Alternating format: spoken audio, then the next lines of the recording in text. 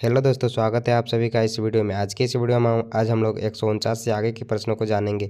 इससे आगे के प्रश्नों को हम आगे के वीडियो में देख लिए हैं। अगर आप वो सभी नहीं देखे होंगे तो वो सब भी देख लें, और हमारे चैनल में पहली बार होंगे तो चैनल को भी सब्सक्राइब कर लें। आज का पहला प्रश्न है हम लोग का, अक्षांश में समांतर निम्नलिखित में से कौन सी रेखा उनके स्थान के साथ सुमेलित नहीं है। तो बताना है यहाँ कौन सी रेखा उनके स्थान के साथ सुमेलित नहीं है। तो इसका करेक्ट आंसर नहीं होगा ये ऑप्शन नंबर डी, मकर रेखा पूर्वी गोलार्ध। ये सुमेलित नहीं है, मकर रेखा पूर्वी गोलार्ध सुमेलित नहीं है। Option number D is right answer. फिर अगला प्रश्न हम लोग का, देशांतर और अक्षांश के बारे में इनमें से कौन सा कथन गलत है।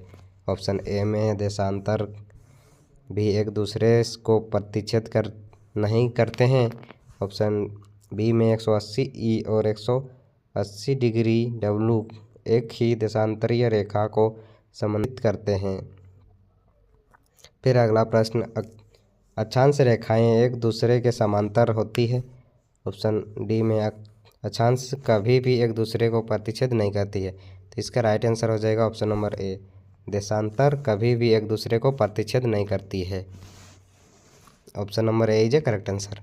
फिर अगला प्रश्न हम लोग का, शब्द विश्व संदर्भित करता है। शब्द विश्व संदर्भित करता है, क्या संदर्भित करता है। तो ऑप्शन ए में एक समान आकार, ऑप्शन बी में दिन और रात एक सामान्य अवधि के होते हैं, ऑप्शन सी में गर्मी और सर्दी एक समान अवधि के होते हैं, ऑप्शन डी में मौसम एक समान अवधि के होते हैं।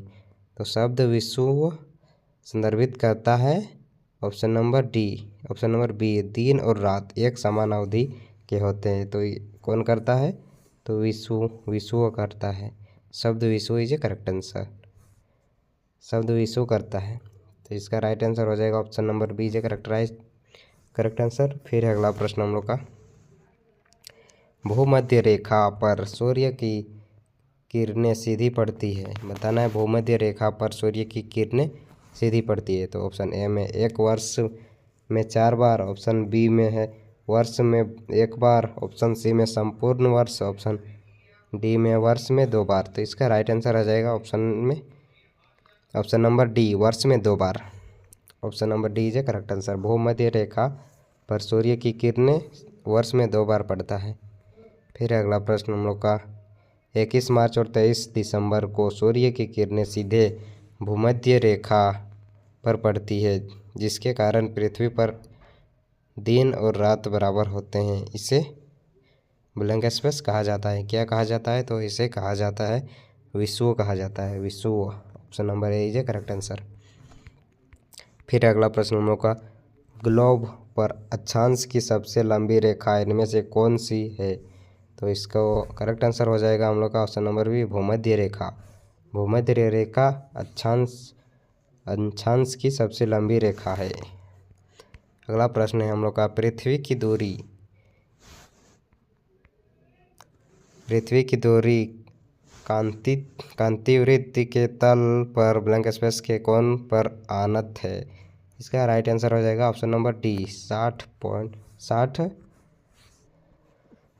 ऑप्शन डी हो जाएगा इसका करेक्ट, 66 है, 66 1/2 अंश इज ए करेक्ट आंसर।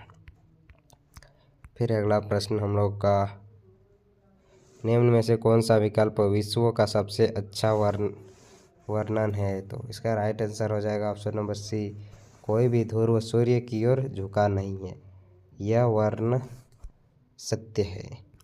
फिर अगला प्रश्न, भारत में किस तारीख को वर्ष का सबसे छोटा दिन माना जाता है। बताने भारत में सबसे छोटा दिन कब होता है। तो ऑप्शन ए में है 22 मार्च, ऑप्शन बी में 22 जून, ऑप्शन सी में 22 सितंबर, ऑप्शन डी में 23 अक्टूबर। तो इसका राइट आंसर हो जाएगा 22 दिसंबर। Option number C is a correct answer.